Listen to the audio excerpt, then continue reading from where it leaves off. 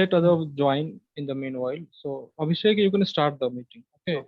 So, just before I started, like to ask Veronica if she has started recording. Yes, Yeah, I the did. recording has been started. Okay, okay. So, hello everyone. I welcome you all to today's talk organized by Yatharth, which will be an expert talk session. Now, until a few weeks ago, when the Bennett Lapid government came to power in Israel, for the past 12 years, the country had known only one leader, Benjamin Netanyahu, or King Bibi as he is known among his supporters. He fought wars with Hamas in the Gaza Strip, got Jerusalem recognized as the capital of Israel by the US, presided over the expansion of settlements in the occupied West Bank, and outside of the country, he got relations with the UAE, Morocco, Bahrain, and Sudan normalized. But he also got indicted on corruption charges towards the end of his tenure and was not able to form a majority in four back-to-back elections, which dented his popularity somewhat and allowed the opposition to remove him from office. So, what happens to Israel and the wider Middle East now is out of power. To throw light on this, we are privileged to have today Professor P.R. Kumaraswamy with us.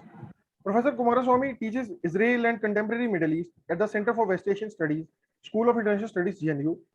He was a research fellow at the Harry S. Truman Research Institute for the Advancement of Peace, the Hebrew University of Jerusalem, and is the honorary director of the Middle East Institute in New Delhi. His works Please, include, yes, sir. enough power. Sir, okay, sir. Enough, I enough. welcome, on behalf of Yatharth, every one of us, I welcome you, sir. Before we proceed further, I would like to inform the participants that there will be a Q&A session after the talk. So keep your questions ready, and I would request them to keep themselves muted till then, so as to avoid unnecessary disturbances. So now, without taking much time, I would hand over the floor to sir. Thank you. Thank you, Abhishek. Thank you, Yatharth. Thank you, all the participants of this whole enterprise. I'm really happy and proud to come and talk to you. You know, that I have seen your website, it's very lively, very young. And I wish that, you could continue in the months and years to come. As someone who is also running a website for the last 11 years, I know it's not easy. So once again, congratulations. If you can, anything I can be of some help to you in any form, don't hesitate. The title, you said post Netanyahu. What do you mean by post? If you look at it, you can say post Narasimha Rao. But unfortunately, whatever Narasimha Rao did is not post. It is still there. So the consequences of his actions are still there. Whatever Narasimha Rao did in 5 years ago till 96. The same thing. Whatever Netanyahu did, good or bad, will be there for at least the next couple of decades, if not more. So the question is, we need to look at what he did and how that is going to affect in today's Israel and Middle East or even tomorrow. Netanyahu is a colorful person. The most common description of him is he speaks English like an American and Hebrew like a Sabra. He can communicate both with absolute ease. There are no Israeli politician who can be a better communicator than Netanyahu. And Netanyahu has dominated the Israeli political scene for 4 decades. He was a business person. He studied in the MIT and all of them.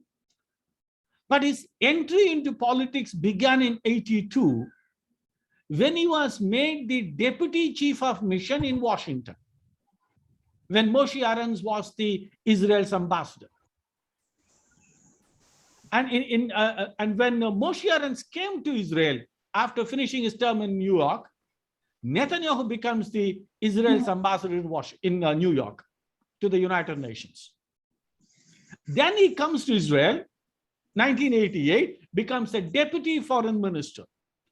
It is in that capacity he was the spokesperson of Israel during the Scud attacks. As Israel was facing the Scud from Saddam Hussein, he was coming to the television and he was comforting people in enormous ease. And that's why he became the public face of Israeli diplomacy. Then he goes to the Madrid conference. Even though the prime minister is going, he was going as the spokesperson. But when Rabin becomes the prime minister, when the party was in shambles, Netanyahu walks in. Actually, you can see them. When the mood of the Likud campus, where the campaign headquarters was very low, suddenly Netanyahu walks in. He was an orator. So he inspires, they know they lost the election, but still he inspires. So he takes over the leadership in 94 and becomes the prime minister in 96. When he lost the election, he took a leave. He took a 2 years of absence, went to the United States and became a public speaker and made a couple of millions in the process and came back to Israel and took over the party leadership. In other words, and he became the leader of the party in 2005, once again, when Likud was in crisis. When Ariel Sharon broke the party and left for form a new government, the party was in shambles. Once again, Netanyahu comes back and builds the party.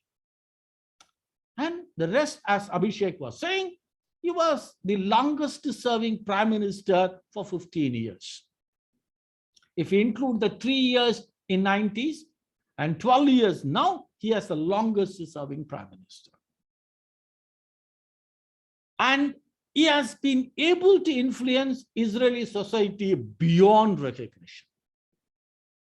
That is something we need to be very careful. We normally talk about Netanyahu within the context of peace. He opposed the Oslo process. When Yitzhak Rabin was signing the Washington Agreement, Netanyahu exactly at the same time organized a parallel anti-Oslo ceremony in Jerusalem. He tried to delegitimize Oslo for the 4 years. And if you remember, in some of the anti-Oslo protests, people were carrying pictures of Yitzhak Rabin in SS uniform. In Israel, to have a SS uniform is almost infuriating. And one such poster was found next to Netanyahu when he was speaking. Netanyahu says he didn't notice it. And Netanyahu, to some extent, he was not inciting the population, but he was tacitly accepting it. He did not rein in. And if you look at the Israeli domestic situation in 95, when Rabin was killed, a lot of people directly or indirectly held Netanyahu for creating that inciting atmosphere. But once he became the prime minister, he was compelled to deal with Arafat. There was no other way out. But then he was not willing to accept Oslo as Rabin did. So 3 years, whatever was possible, he tried to derail the process. So when you talk about Netanyahu, you have to talk about his contribution in somewhat derailing the Oslo process. From 93 to 96, when Netanyahu was carrying out the anti-Oslo process, Hamas was doing exactly the same thing in the Palestinian territories. You have a very great ironic situation. Netanyahu was trying to undermine Oslo inside Israel. Hamas was trying to undermine Oslo inside the Palestinian Authority. Hamas was trying to do through suicide bombing, and Netanyahu was trying to do through political delegitimization. It's very interesting to watch. But the problem was with the Labour Party. The Labour Party said, we need to make peace with the Palestinians, we need to make an agreement with the Palestinians for peace. But in reality, more Israelis were killed after Oslo than before. It was not PEACE, it is PIECE. That is what happening on the streets of Jerusalem. Between 93 to 96, one of the first things me and my wife did when they reached your office was to call home and to say, I'm arrived in one piece. There was no guarantee that people will come back home alive. We were then in about a dozen places, either before or after a suicide bombing took place, physical. On 2 occasions, I canceled my trip in the last minute. Once I was supposed to go to Tel Aviv. The other occasion, I was supposed to go to university. I normally take the very first bus, 6:30, because it takes about 13 minutes. If you take a late bus, it takes an hour. So normally I take the first bus. On both the occasions, the bus I was supposed to take blew up. So when we talk terror, it is not some statistics, some remote 3,000 miles away. It is exactly immediate, you know. So that is what happening from 93 to 96. So in some ways, Netanyahu and Hamas were almost working for the same goal of destroying the Oslo. And he was successful in that. But the Labour Party also was not able to prepare the people.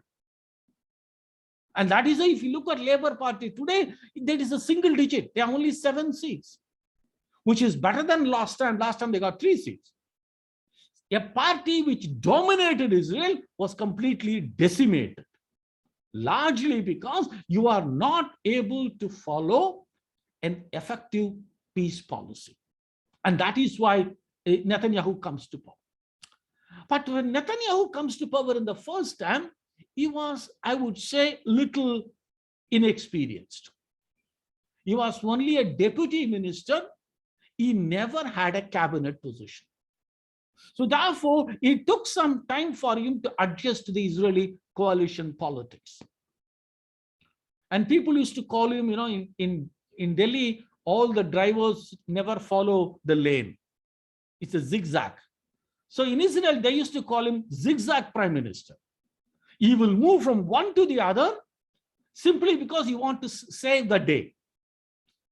And he became unpopular and he lost the elections. And if you look at it, Barak was there only for 2 years. He won the election in 91, he lost it in 2002. But in 2000 itself, he lost. In 2001, February, he lost the election. But Ariel Sharon, who came to power, decided to break the party, once again plunged Likud into a crisis. And Netanyahu survived all these years. And if you look at it, for the last 12 years when he was prime minister, there was very little negotiations with the Palestinians. So,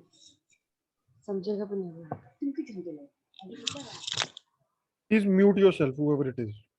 Please mute yourself. Shiba, I think she's speaking. Okay. So what is happening is, in 12 years of time, nothing was happening in the peace process. And it also saw the Fatah and Hamas total division.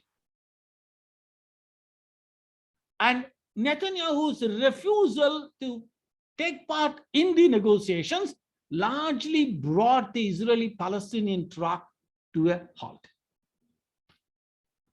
But in spite of that, you see that the Israeli-Palestinian violence, the last major one was 2014. And that did not endure much. And from 2014 to 2021, Netanyahu managed to keep the peace intact, in the sense without any major violence. But Netanyahu's contribution to the Israeli society or polity should not be confined only to the peace process. If you do that, you will not understand. You think that Netanyahu is done, so it's a new Israel. No. He made enormous changes in the economy. Likud is committed to economic reforms, lesser government intervention, and more competitiveness. He actually broke the monopoly of the banks. He privatized them. He created what he would call level playing field. There is an enormous competition. And therefore, when much of the world was talking about economic crisis, Israeli economy was growing. And that is one of the reasons Netanyahu was continued to be popular till the very end. There is no. So when you are talking today post Netanyahu, you have to talk about Netanyahu's accomplishment in the economic realm. Look at the politics. You criticize Netanyahu. No negotiation with the Palestinians. You brought peace to the end, everything. But look at Israel's interest. US recognizes Golan as an Israeli territory. US recognizes Jerusalem as a capital. If you look at Jerusalem, no American government recognized West Jerusalem as Israel's capital. We are talking about 1948. From 48 to 67, West Jerusalem was Israeli. Even that was not considered Israel's capital. But Trump, thanks to Netanyahu-Trump equation, he recognized Jerusalem as Israel's capital. And they moved the capital, American embassy, to Jerusalem. And if you look at Biden administration, they are saying we will not move any of these measures back. That is, we will not reverse the actions of the Trump administration. So whether Netanyahu is there or not, all the gains of Netanyahu will be there. And if you go a step further, Abraham Accord, the normalization of relations between Israel and the Arab countries. It tells you two things. At one level, there are diplomatic relations between Israel and countries like Bahrain, Emirates, Sudan, and Morocco. And you and I know Bahrain and Emirates will not normalize relations with Israel without the tacit support of Saudi Arabia. That is a precondition. We know that. So Saudi Arabia is on board. And the second thing is the normalization is happening when there is no progress on the Israeli-Palestinian front. And Palestinians screamed and everything. And finally, they recognize, okay, Emirates will follow the national interest of Emirates. And today, they are talking about cyber security cooperation. And if you look at Emirates and Israel, there is one thing which is common. Both are efficient people. It's not like in India, you promise something, don't deliver till everything goes. No. Emirates will promise and deliver. Israel will promise and deliver. So you are going to watch an enormous cooperation between Emirates and Israel on education, cybersecurity, high-tech, industry, aviation, innovation, you name it. All the cutting edge technology, both are going to be partnering. And this is happening when there is no progress on the Palestinian front.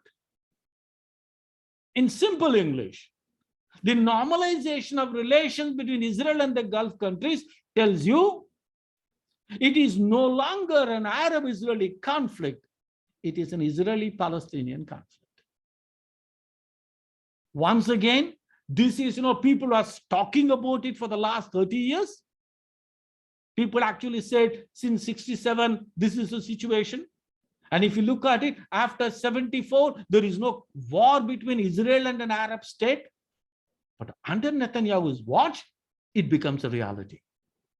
And whoever comes to power, irrespective of the ideology, political party composition, they are going to take the benefits of it. They are not, no, this is Netanyahu's policy, let me reverse it. No. Not in Washington, not in Israel. So when we say post-Netanyahu, it is not post-Netanyahu. You are going to see, even after Netanyahu leaves office, you will see the gains of all these issues. Economic reforms, political reforms, and on top of it, he puts the Iran on the agenda.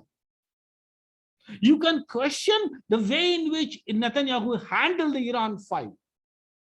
But the bottom line is Simple. Israel sees Iran as a major threat. Existential threat may not be the appropriate word, but it's a severe threat. And no government can actually change that. The manner in which you can change the policy, you express your opposition may be different. You may be more sophisticated, more nuanced, less belligerent, less confrontationist, or probably you will convey the message through back channels. But Iran as a threat is real, and no matter which government comes to power. Now, after the Bennett government comes, what has changed? Okay, Bennett went to Emirates. I'm sure Netanyahu would have gone there. If you remember, Netanyahu was supposed to be in Saudi Arabia and met the crown prince before the normalization. So he has been traveling all the places.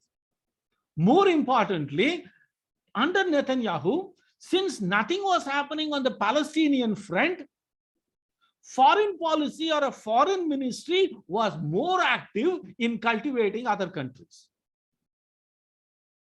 India, Korea, China, Japan, Africa. If you look at all these countries, the relations between these countries and the leaders and Israel improved under Netanyahu. Partly because he was not spending too much time on the Palestinian front. Because the Palestinian front takes more time, less results. So Netanyahu said, nothing is happening. Let me not waste my time on that. Let me spend my time. And that is why, I don't know how many of you are familiar. In September 2019, during the election campaign, he used Prime Minister Modi's poster in the election campaign. He used only 3 leaders. Trump, because of US is very important. Vladimir Putin, because Israel has about 1 million Soviet Russian-speaking immigrants in the country. And the third leader he used was Prime Minister Modi. I was stunned. How many votes he will get because of playing Modi? But then I recognized he was communicating a message. Israel is not isolated. The global leaders, whoever is important, are friends of Israel. And that was the message he's communicating by using Prime Minister Modi in the election campaign. So he has expanded the reach, which the next government will harvest. You know, everybody talks about the current coalition government, which for the first time has an Arab political party. In Israel, you never had an Arab party as a legitimate member of the coalition partner. The closest thing you ever had was in 1992 to 96, during Rabin Peres government, the Arab parties were providing outside support to the government. That is the only occasion you had some. But now, the Arab parties are member of the coalition, and the leader of the party is a deputy minister in the prime minister's office. This has never happened. But then, when you look at how did this happen, and look at the speech of Prime Minister Bennett, when he was introducing the cabinet, Bennett was saying, the Ram party has joined the coalition, and our coalition is diversified and stable because of the Ram party, but we are grateful to the role played by Netanyahu in getting Ram into the coalition. Netanyahu also wanted the same Islamic movement. He met them so many times. Some of the meetings actually took place in the Prime Minister's residence. 1 or 2 meetings took place during Ramzan. And therefore, during Ramadan, the meeting took place, and the leader, Muhammad Abbas, could not or did not eat or drink anything during the meeting. So Netanyahu also was he's a very sophisticated guy. And he also respected him, and he hosted them during Ramzan. So this was these meetings which broke the political barrier. And that is why Ram was able to come on board. And the most important thing is, in the election, in the Knesset, there are 120 seats. Likud is the largest party with 30 seats. And they could actually, they are the real bloc. They could break the coalition whenever it suits them. And the Likud has a track record. Likud may be very hostile, angry, opposite, very rhetorical. Sometimes they also take a anti-Arab rhetorics. But the party is more disciplined. They don't unnecessarily challenge the leader. I'll give you one example. After the founder of revisionism, Jabotinsky, passed away, Menachem Begin takes over the leadership in late 1930s. If you take that as a starting point, say, even if you say 1948 when Israel was created, from 1948 till today, the Likud had only 4 leaders. Menachem Begin, Yitzhak Shamir, Ariel Sharon, and Netanyahu. If you compare to the Labour Party, from 1969, when the Unified Labour Party was established, till today, they had 12 leaders. A number of them, they went and came back. If you include them as a separate one, the number is even larger. So the Likud has a greater cohesion, greater internal discipline. But that is also a bad news. Because Likud did not see any other leader than this one. As we have said, from 92 till today, Netanyahu was the dominant Likud personality. Before that, he was a diplomat, but he was a dominant personality. So, who after Netanyahu? That would be a major challenge to the Likud party. So the party will always find leaders. It's not that you cannot. But whoever comes to power will be a smaller person, even internally. Netanyahu is a global figure. He has established personal rapport because he was there for the last 30 years. And whoever comes to power, whoever takes the leadership will be a much smaller person internally, therefore less known externally. But otherwise, a number of problems facing Netanyahu will continue. It will not change. Whether it is a question of Iran nuclear deal, whether it's a question of the threat from Hamas, whether it's a question of Fatah-Hamas disunity and negotiations, none of the things will change. But only problem is, Netanyahu had a very good cohesion with the right wing and the religious parties. Therefore, he was able to concentrate more on external foreign policy issues. This will not be the case under the new government. Because if you see the coalition, it is 60-59 in the Knesset vote. Or it is 61-59. But even there, a lot of people are still, I will not support this, I will not support that. There are a lot of internal tensions around. Which means your attention will be mostly concentrated on survival. How the coalition survives. We actually exactly a month, they reasonably survived with all the support. But the survival would be the prime concern. Which means that ability to resolve bigger problem are limited. If you look at the extension of the marriage law, it actually failed simply because the opposition were united. Even though the opposition wanted the law, they want to embrace the government. That's the only reason they voted against the law, not because they were against the law per se. So it is going to be focusing more on that. And the Likud still thinks that even though there are competition, Netanyahu is a dominant figure. Netanyahu's popularity may be a problem when the corruption scandal takes over. He has been tried for corruption for the last 4 years. And if you look at in Israeli context, the amount of money in one of the cases is about $200,000. If you look at $200,000 in India, it looks very huge amount. But if you look at an Israeli case, $200,000 is probably 6 or 7 months' salary. It's not as significant in monetary terms, but it is significant in political terms. Israel is the only country which is willing to take the law in the serious sense of the word. No one is above law. And that is why a former president went to jail, a former prime minister went to jail, couple of former ministers went to jail on corruption charges or sexual harassment case. That was the case for the president, which basically means Israel tries to establish what you and I would call rule of law.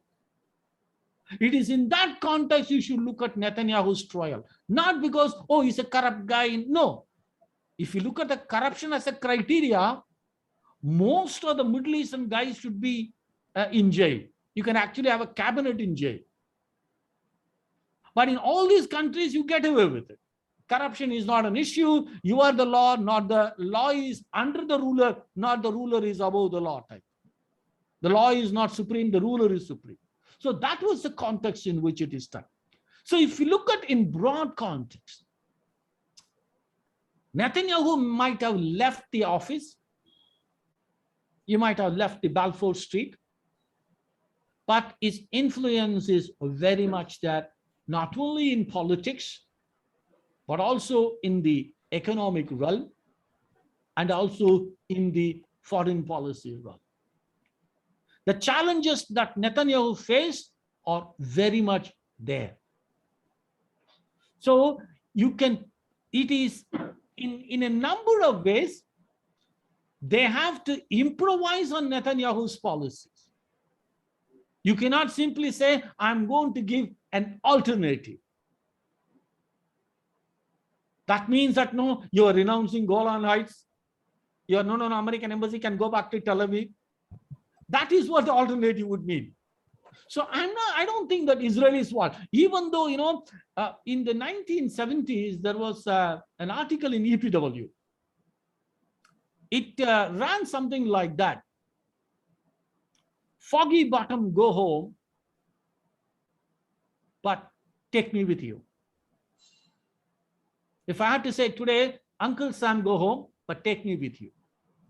More or less, that's exactly the situation. So while you criticize Netanyahu endlessly, very quietly, whether it is the coalition partner having a Islamic party as a partner, or having a visit to Emirate by the foreign minister, or forging ties with Washington, or reaping the economic benefits of COVID and all of them, Israel, at least for quite some time, will reap the benefits of Netanyahu long after he left the office.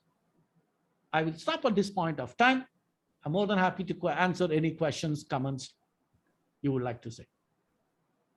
Thank you, sir, for such an enlightening talk. So, me, some key takeaways from it were, like you said, he changed the situation from the Israeli-Arab conflict to an Israeli-Palestinian conflict.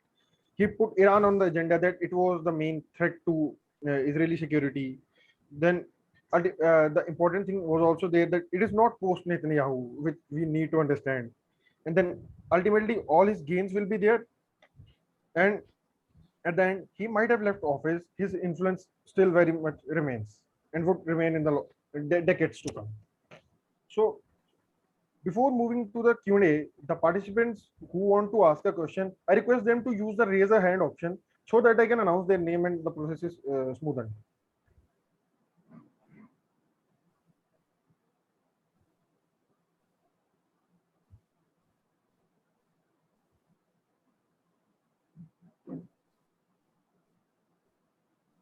Any questions?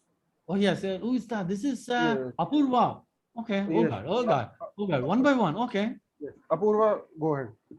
Ladies first. Yeah, good afternoon, sir. How are you? Hey, can you put the video? At least I can see you. No, this is not fair on your part. Just a second, sir. At least when you're asking question, I should see, right? Okay, good. Nice to see you Hi, guys. sir. Hi. So my question is regarding, like you mentioned, that for the first time an Arab party is a part of the coalition. So does having an Arab party be such a significant part of the coalition provide any catalyst to like to solve the Palestinian issue? Like in the sense that will the government actually work towards like probably having some sort of solution, like given that an Arab party is now a member of coalition, and if it suppose removes its support, so the government could fall. Can I answer immediately, right? Yes, yes, sir. Okay. Okay. You know, in the short run, no. If you look at the Arab party is fighting at two fronts. One, they try to influence the Israeli government policy. At other level, they are fighting with other Arab parties who are trying to delegitimize them. Oh, you are a fig leaf of defense. So therefore, the first priority for an Arab party is not the peace process. The priority is to tell their electorate back home to say that joining the government is good for the Israeli Arab population. That is the first priority. And if you look at the statements made by the government, they announced enormous financial benefits for the community. They said very clearly, this is what will happen. And they said the recognition of the Bedouin villages, not demolishing the houses, or not declaring the houses as illegal. These are the things which are very important. And the second thing is, you know, when you're talking about Israel's peace with the Arab countries or the Palestinian population, and for that, you need to have peace inside. You cannot say Israel will treat the Arabs in a hostile way, but have a friendly relation with the Palestinians in the West Bank. No, it won't work. So the first priority is peace at home. So it is good for the Arab parties to focus on the domestic agenda. It is also good for the Israeli government to focus on the domestic agenda. The logic is simple. Maybe few months down the ladder, when there is a no confidence motion against the government, the Arab parties may abstain. Who are not part of the government, they may abstain, or they may even support the government. So for them, that is critical. So the peace process is critical for the Palestinians. But if you look at the Israeli Arab parties, it is their interest is primary, and peace process will come at a later stage. Peace process will be a beneficiary. Put it simply, a peace between Israel and Palestinians will not improve the life of Israeli Arabs. But a peace between Israel and the Arab citizens will create a very congenial atmosphere for the peace with the outside world. You need to have peace inside. And that is how I look at the Ram party's role in the coalition. Thanks, Apurva. Aditya Kumar Singh, next, please. Thanks, Abhishek. Sir, you mentioned about Netanyahu's lecture, and you also mentioned that no one would be able to fill in his boots. So, but given his personality and the way he conducts himself, should we really consider him to be a gone case, or will he be able to make a comeback at some point of time? Okay, you know, it's not, one cannot rule out the comeback Netanyahu. He's an enormous resilient person. And the comeback need not be as a prime minister. In Israel, you know, people have a lesser ego. We have a person who was a president of Israel, and when the term ended, he decided not to contest for the second term, but becomes an education minister in the next government. And same thing, Shimon Peres was a prime minister and he suddenly became regional cooperation minister under Ehud Barak. So people don't have the ego hassles. So you can always. So therefore, I would say that Netanyahu's comeback cannot be ruled out. At the same time, while there is not many other options available, or you say Tina factor in politics, there is no alternative. And Netanyahu might face challenge on two accounts. There are equally ambitious people and who are not charismatic like Netanyahu, but ambition has no limits. The second thing is, as I said, Netanyahu has dominated the Israeli political landscape from 1992. 30 years. And people feel, hey, I know a lot of Israelis who told me, I'm a right-wing guy, but I want a new guy. Please, I'm tired of this face. So people want a new face from even on the right. So these two things are going to work against him. And the third thing is the corruption scandal, which the parliamentary immunity goes. Now is only immunity as only a member of Knesset, not as a prime minister, sitting prime minister. So therefore, if you put all of the things, I don't think so that it's going to be easy for Netanyahu to come back. Thanks, Aditya. Irfan Nazari next, please. Hi, sir. I just have a question that you said that the Abraham Accords, which was signed, had a tactical support from Saudi Arabia when UAE and Bahrain went. But if in recent 1 or 2 weeks, so what is happening in GCC in particular, where Saudi Arabia and the UAE are on each other's neck in OPEC over the oil question, then you see that Omani Sultan visiting Riyadh and trying to enhance their cooperation and probably using Oman as a mediator between Tehran and Riyadh. So my question is that in a way, if we say that the Benjamin Netanyahu's foreign policy success or Israel's foreign policy success in general to do with your fragmented Arab unity. So is that a reason why Israel is able to gain hold in the region? You can say fragmented unity in a way which is not incorrect. For a long time, what was the unifying factor of the Arab League? Anti-Israeli rhetoric. If you take away that, there is nothing to unify. The common language, common culture, common heritage. If you look at, there is no common political goal. Democracy and republics. But even in the Republican, Baath Party is in Iraq, Baath Party was in Syria. They never went along. So if you look at it, Israel was almost the only unifying factor for the Arab League. But over a period of time, you need more than that. Remember one thing, anti-something will actually unify a lot of people. But to survive that, you need to have a positive contribution. Merely saying, I'm opposed to this, let's all unite. It won't take you a long journey. So what has happened is the internal divisions or internal disagreements could not be overcome by the common agenda of opposition to Israel. They had done it for the last 60 years and it didn't work. So individual interests become important. But my understanding is, while there are differences constantly within all these countries, when it comes to relations with Israel, my understanding is Emirate and Bahrain consulted and got a green signal from Saudi Arabia. Saudi Arabia actually is probably said, I cannot do it, you can go ahead and do it. I have a compulsion, you go and do it. The reason is simple. The bulk of the Bahraini budget comes from Saudi Arabia. So therefore, Bahrain had to listen to what Saudi Arabia says. You have enormous dependency.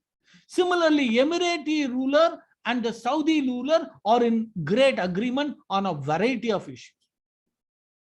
So the relation would not have happened without the tacit Saudi support. The other issues are there, but the fragmentation was there from 1945. Nothing new. Thanks, Irfan.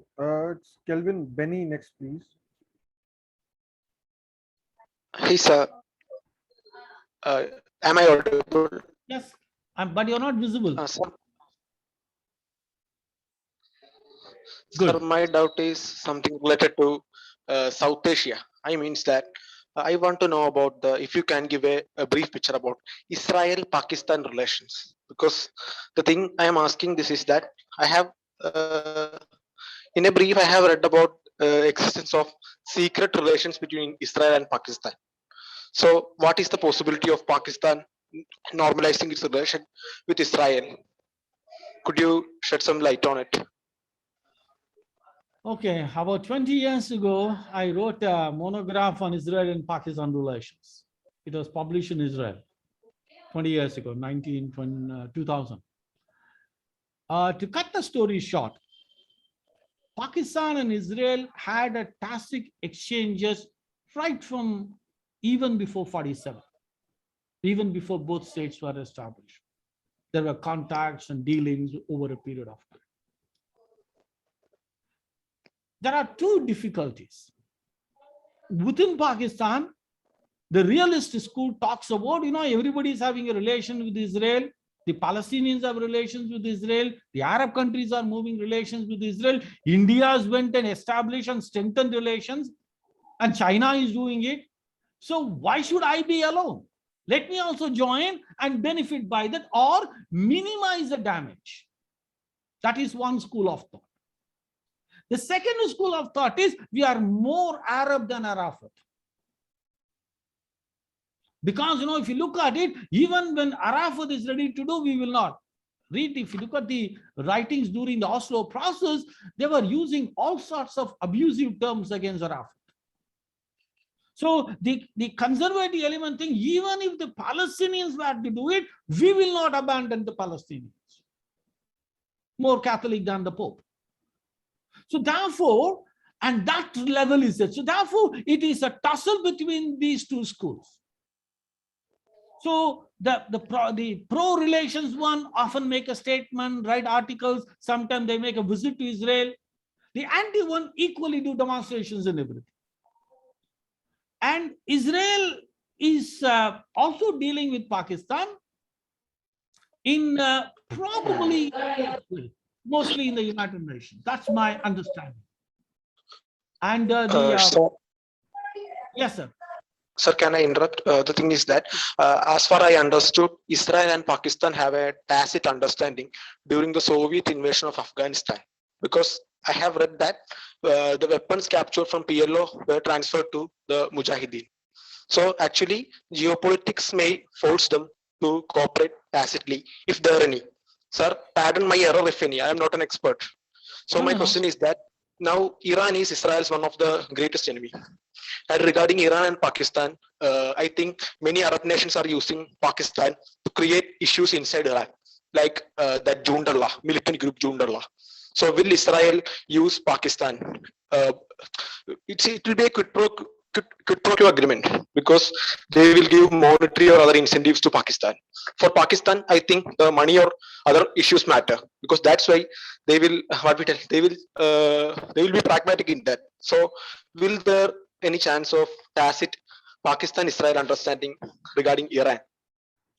If you're talking about the Afghanistan phase, at that time, it made sense to deal with Pakistan because no other country was dealing with Israel. India did not have relations. This is a pre-92. Today, large number of countries having relations with Israel. So therefore, Pakistan's relative utility has come down, number one. And if Israel were to do something against Iran, you don't need Pakistan. They can do it from Emirates. For Azerbaijan. Exactly. They can do all, there are a million other ways. Okay, sir. And Because- Pakistan's utility has completely come down. And more importantly, while Israel can develop relations with Pakistan, that comes with a price. India. Public trust in India. Exactly. So therefore, Israel will be very careful. They will not do a suicide attempt. They know that if you move closer to Israel, it comes at the cost in New Delhi. So it's a cost-benefit analysis. And Pakistan sir. is not as important as it was 30 years ago. Okay, sir. Today is a Sir, I am. different story. Okay, sir. I just asked. Sorry for the interruption. I just No, asked because as far I have understood, for Israel, it is very hyper pragmatic nation because during the Sri Lankan civil war, I have read that Israel have sold weapons both to Sri Lankan armed forces as well as LTTE. So, in such an hyper pragmatism of Israel, I asked about the potential ties with Pakistan. Sometimes it may be Yeah. intelligence ties or some other tie. Okay. Even on Sri Lanka, that was my first academic article once again sometime in the 80s. So I was one of the first guys to write about Israel and Sri Lanka. And I also first want to write about Israel and Pakistan. So these are all old stories. It's there. But the question is this. Pakistan's importance in the 80s is different. Pakistan's importance today is different. Because Israel has more options available. And therefore, you don't need physical presence. You can do electronic surveillance. They're attacking the Iranian nuclear reactor without any physical presence. So therefore, it's the relative changes in geostrategic conditions is a factor. Okay, sir. Thank you, sir. Pleasure. Thanks, Kelvin. I remember the term you used, hyper pragmatism. So I'll treat on that. Okay. Next, Nazir Ahmed, please. Good to see you after so long. Oh, yes. Same here. Doctor, good evening. This is Nazir from Kabul, Afghanistan. Oh, God. Good. Okay, my question goes to first was that about the return of the Benjamin Netanyahu to power. I received my answer because one before me asked. I would like to ask you, Mr. Professor, how is the stability of this cabinet in Israel? Because they are a combination of the few parties together, and especially as you mentioned, the Arabs are at one hand and fundamental Jew at the another hand, as a prime minister. So if they wanted, the prime minister want to take a drastic action, will it be able to last long or no? Thanks. First of all, stay well, my friend. Stay well. I'm really great to see you. And, stay well and stay safe. And prayers for your health and welfare. The coalition came after 3 years of turmoil. The Knesset was dissolved in December 2018. And from that time till now, they faced 4 elections. Netanyahu largely stayed as caretaker government, almost 2 years. The unity government he formed simply collapsed because he was not ready to fulfill the agreed commitments, the change of power. So, and all the coalition partners, in spite of all the difficulties, they know the alternative is elections. And no one wants that. No one wants election because you never know. People will be furious with this situation. And therefore, just like you are saying, all the internal contradiction, they are aware. Nothing is new to them. Because they were living on this contradiction all these years. Now they have to reconcile with each other. Look at this. The finance minister was having a rally against the Arabs not long ago. Not long ago, he said, any government which depends on the Arab is a delegitimized government. And today he is coexisting with them not because he has suddenly become a liberal. No. He recognizes if the choice is simple, join hands with the Islamic parties and prevent the Haredi from dominating the society, or allow the Haredi greater power and they harm your daily life. So if you look at it, if I have to use the primary and the secondary contradictions, the Haredi is a primary threat. The Haredi parties are actually taking away the religious rights of the Soviet migrants, immigrants from Soviet Union. That is more dangerous than the Islamic party. And similarly, for the Islamic party, coexisting with this one is better than staying in the margin for another 2 decades. So they are aware. Therefore, don't expect anything dramatic. No. Dramatic means you will collapse. All of them are aware. So whatever happens will be very slow, very progressive, and limited. And if the government survives for 2 years, that would be an enormous achievement. And they will achieve by that. The very idea that you coexist for 2 years means you become more accommodating. It becomes very normal. So, but I don't expect anything dramatic immediately. Thanks, Nazir. Thank you. Thank you, Abhishek. Take care. Next in line is Kesavan M. Please, if you could switch your camera and unmute yourself. Hello, sir. This is Keswan. I'm from Chennai. Like Can we you all put the also video, spoke. sir? Yeah. Okay. Good. Like we know that Congress in past during Rajiv Gandhi era, India was very close to PLO, and even Yasser Arafat sent an emissary to Government of India and Rajiv Gandhi on the threat of his assassination. And how it changed during the Congress, another full term, I mean the UPA 1 and 2. Like how it evolved. You're completely talking about 20 years of time frame. Yeah, I know. Rajiv Gandhi was in the late 80s. Yeah. And India was in 2000. In between, we had somebody called Narasimha Rao.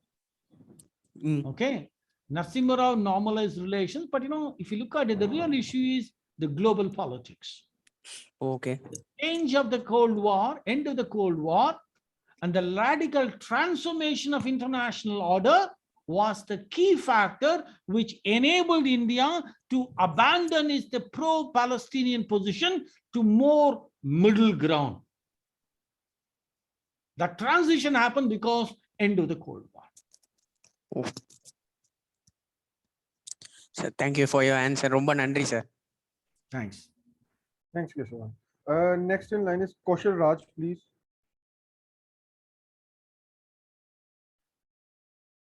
You could unmute yourself. You're muted.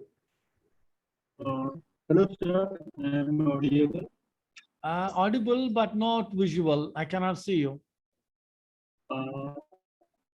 Good. Okay. Hello, sir. My name is.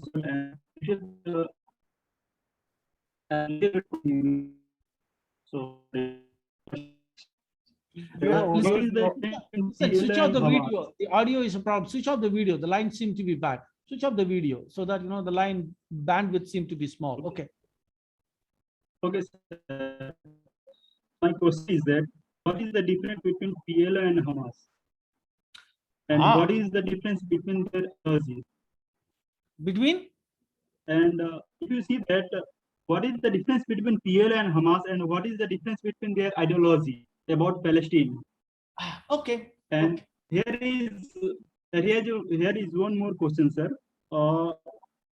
What is the main reason of the conflict between Hamas and Fatah? Okay. If you look at all of them, PLO is an umbrella organization of various Palestinian groups. And Hamas emerged as an alternative in the wake of the first Intifada.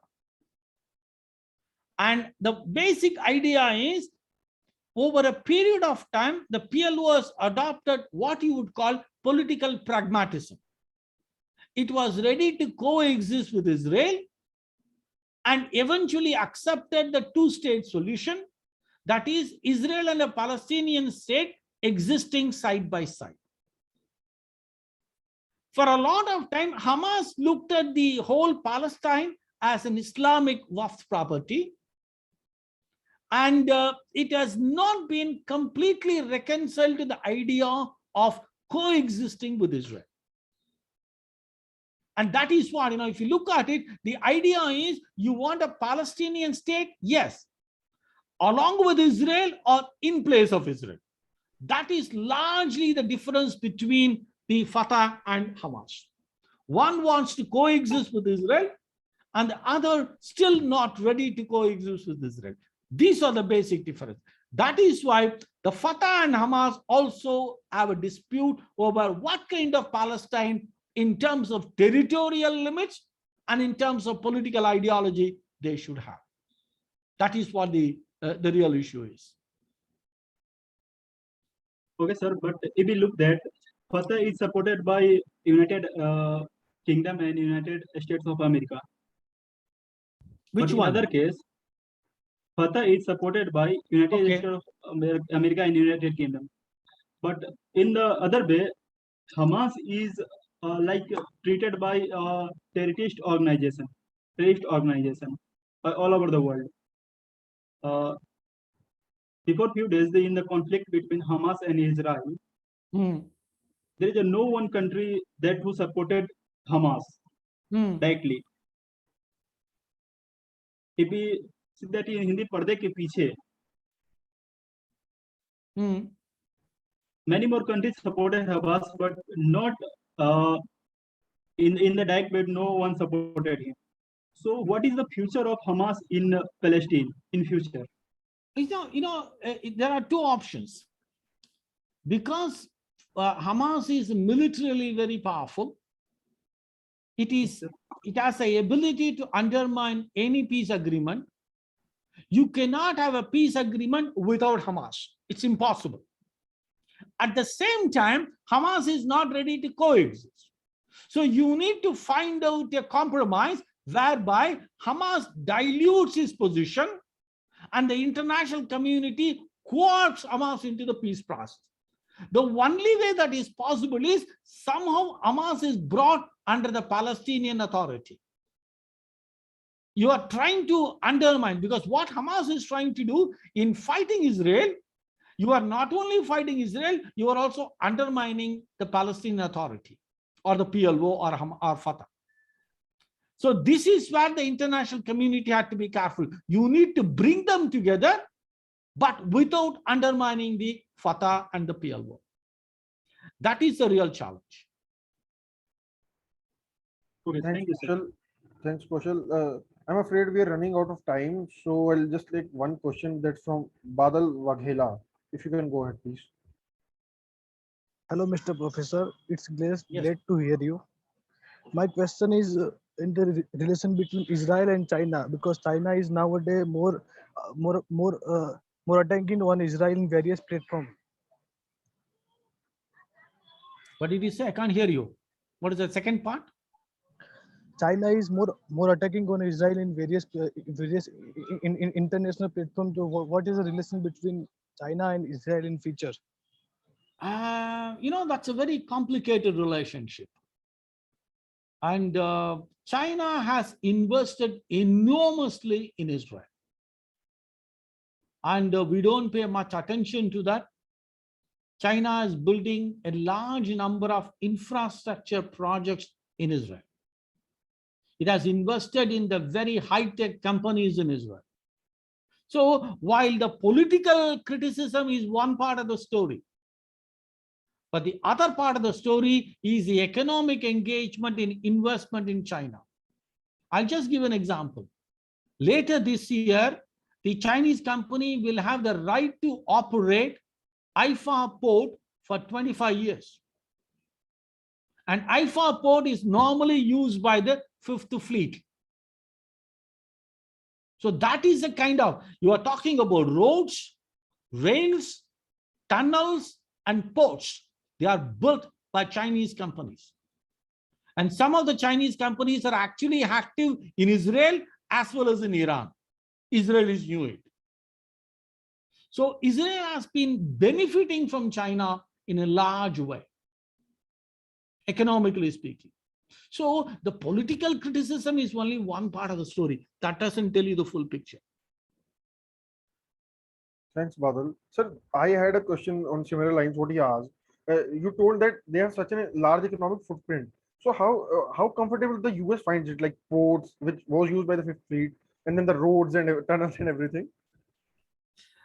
Yeah, that is what, you know, people pay attention to Jerusalem, Golan Heights, settlements, and Abraham Accord.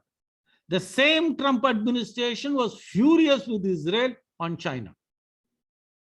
If you look at the Israeli pictures, there was a suggestion that Israel is going to give the contract for the largest desalination plant for a Chinese company, consortium, Hong Kong-based consortium.